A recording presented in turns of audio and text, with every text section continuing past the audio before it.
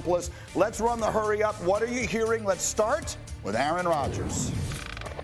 Yeah, not a ton on Aaron Rodgers. First of all, people don't know for sure that he wants to continue playing, but he doesn't seem to be a hot topic here. I think he's probably, if you think about it, Greeny, he's probably in a bucket. And Tim made this point earlier in the week. I think he's in kind of a bucket of guys that might be like, hey, if things don't work out on our first choice, maybe we pivot to this group.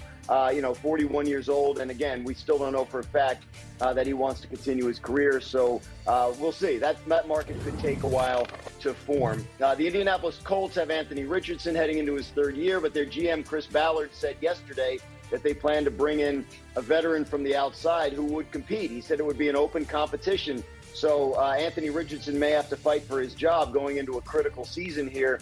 Year 3, he's had a hard time staying on the field, and the Colts want to see more. So the Colts will be in the veteran quarterback market, and who they bring in will say a lot about Anthony Richardson's future there. And D. Wood doesn't want to hear Justin Fields and Russell Wilson's names. So I'm going to say the Steelers are having some dialogue with some players that played for them this past year about the potential of returning and possibly playing quarterback. And their GM said they've had good dialogue yesterday with both of those guys in terms of their representatives, and if possible, they bring back one of them. I think at this point, Greeny, the most likely outcome is the Steelers do bring back Russell Wilson or Justin Fields, not both. Another now, Matthew Stafford not ready to call it a career. He says he wants to stay the Rams quarterback, but this is a tiramisu situation. There are levels to it. So good. The Rams want to pay him a certain price. Stafford wants to be paid at a different price. Rams coach Sean McVay was on the Fitz and Wit podcast, and if you haven't had your veggies yet today, don't worry, because here comes a word salad. Oh. There's no dispute, and let's not get it twisted in regards to anybody wanting him to be our quarterback. Now, there's layers to it. We had something in mind, he had something in mind, and nobody was right or wrong. And then ultimately you're saying, hey, there's a ton of interest because this guy's an incredible player. He and I have had great dialogue throughout this process. I know where we wanted to be able to end up, but these decisions aren't made in a vacuum, and that's kind of the challenging part about it. But love this guy, and he's been incredible for us. Fibrous and rich. Roughage at its best. Dan Graziano is in Indy for the NFL Combine. He and Damian Woody join us now. We just heard from Sean McVay. Not sure what exactly he said, but Dan, what more can you tell us about Stafford's future? I mean, look, it's a hot topic, and it's something that the Rams and Stafford and the teams that are interested in him would like to get resolved as soon as possible because he's the top option for some teams. You know, I think the New York Giants are definitely a team to watch if Stafford and the Rams can't come to an agreement and he becomes available in trade. At this point, a lot of the people I've talked to the last couple of days in Indy kind of say the same thing, which is, you know, in the end, is he really going to want to leave? They got a good thing there. Like, is it really going to be worth it for a few extra $1 million a year? But at this point, it is not a done deal with the Rams, and it's still possible Matthew Stafford ends up elsewhere. You know, Graz, this sounds just crazy to me. Matthew Stafford leading the Los Angeles Rams. I mean, listen, you're talking about a guy, Matthew Stafford, who almost won the divisional round game against the Philadelphia Eagles on the road in snow. And now you're talking about getting rid of one of the best quarterbacks in the National Football League. It's just insane. I don't know what Sean McVay was actually saying because, again, it sounded like a word salad there. But if it's about money, pay the man. I mean, the man is more than worth it. And if you're Matthew Stafford, obviously, to me, this is the ideal situation. You're playing indoors. You're playing in a division you can clearly win, and the team is pretty good around you. So I can't make sense of this from either side, to be honest with you. And then even when you have to go outdoors in the snow, you almost beat the eventual Super Bowl champion Philadelphia Eagles. Meanwhile, the Steelers quarterback situation, that's been a hot topic. Dan, what's the latest on that front? The GM, Omar Khan, said yesterday they've had conversations with the representatives for both Justin Fields and Russell Wilson. I think ideally they'd like to bring one of them back. Steelers ownership has actually said that publicly. Which one it'll be at this point, I think it's too soon to know. There are people in that building that like Russell Wilson. There are people in that building that would like to try it with Justin Fields. And a lot of it could come down to the contract and how much interest these guys might be able to get elsewhere. But at this point, I haven't heard much from the Steelers on like Stafford, so it seems like they're a little bit locked in on the guys they had this past year and seeing which one of them they'd like to come back and make their starter.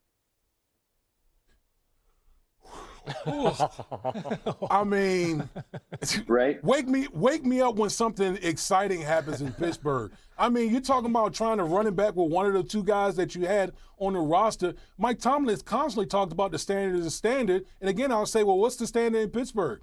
Now when you had Joe Burrow and Lamar Jackson squarely in your own division, you really think either one of those two guys is going to propel you or get you over the hump? It's time for the Pittsburgh Steelers to do something bold. We just talked about Matthew Stafford. To me, you need to try to move heaven and earth to try to get Matthew Stafford, in my opinion. Be a good bet. Listen, yeah, wave a magic wand while you can. Let's go ahead and do that. Otherwise, they put fries on sandwiches. That's a good thing. Stafford's agent permission to speak to other teams about his market value. He's due to make $27 million on his current contract this coming year. Their head coach is Sean McVay. Listen to all the things he had to say yesterday about where this thing stands. There's no dispute, and let's not get it twisted in regards to anybody wanting him to be our quarterback. Now, there's layers to it. We had something in mind, he had something in mind, and nobody was right or wrong. And then ultimately you're saying, hey, there's a ton of interest because this guy's an incredible player. He and I have had great dialogue throughout this process. I know where we wanted to be able to end up, but these decisions aren't made in a vacuum, and that's kind of the challenging part about it. But love this guy, and he's been incredible for us. Okay, so my dear friend Nick Khan has a theory. He always says when someone asks you how you're doing, the longer it takes you to answer, the worse you're doing. Dan Graziano in Indianapolis. Those were a lot of words from Sean McVay, which suggests to me there's a lot going on. What are you hearing with your ear to the ground at the Combine? Yeah, I mean, if things were rosy and Matthew Stafford was definitely going to be back with the Rams, it would have taken a lot less time for Sean McVay to say that, but that's not the case. He may be. It's entirely possible the Rams and Matthew Stafford reach a resolution on his contract that keeps him in Los Angeles. But to this point, they have not. And as you mentioned, there are other teams that have had permission to talk to Stafford and his agent for the last few weeks about what the contract would look like. And, the Giants are one of those teams. I think, there's been a couple that have checked in. So really we're at the point where Stafford knows what's out there in terms of a contract, and he has to decide whether he'd rather take whatever the Rams are offering or whether he'd rather go somewhere else and finish his career with a different team. Tim Hasselbeck, I wrote down all of the different cliches. There's layers to this. No one's right or wrong. There's a ton of interest. Yeah. We've had great dialogue. These things don't happen in a vacuum. He said all of those things. It makes me think that Matthew Stafford was like, all right, look, this is what I think that I should be getting paid. And the Rams were like, whoa, like we're far. Like we're far apart. That's kind of what I took from that, is that it wasn't like this was close. It was like, there's a canyon between what you think and what we think. Hey, go check and see if that value is real. Like, go see if, what you're saying, go find out if that's real. And what we may find out is that it's more real for Stafford than it is for the Rams. What do you think of this, D. Wood? I can't even believe that we're sitting here talking about Matthew Stafford not even being on the Rams. Bro, that dude has literally put that franchise on his back since he was traded to the Los Angeles Rams. And this is all about money. That's all this is about. This is about money. This whole notion of, well, why don't you go out there and test the market?